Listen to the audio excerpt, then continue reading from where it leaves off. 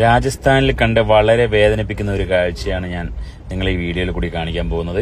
ഹൈവേയിൽ നമ്മൾ സഞ്ചരിച്ചുകൊണ്ടിരിക്കുമ്പോൾ കണ്ട കാഴ്ചയാണ്. ഒരുപാട് പശുക്കൾ റോഡിൽ തിരിഞ്ഞു നടക്കുന്നത് നോർത്ത് ഇന്ത്യയിൽ നിങ്ങൾക്ക് കാണാം.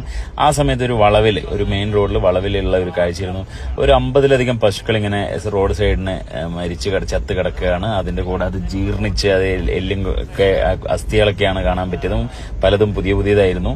അന്ന് നമ്മൾ യാത്ര ചെയ്ത ആ ദിവസം സംഭവിച്ചിട്ടുണ്ടായിരുന്നു.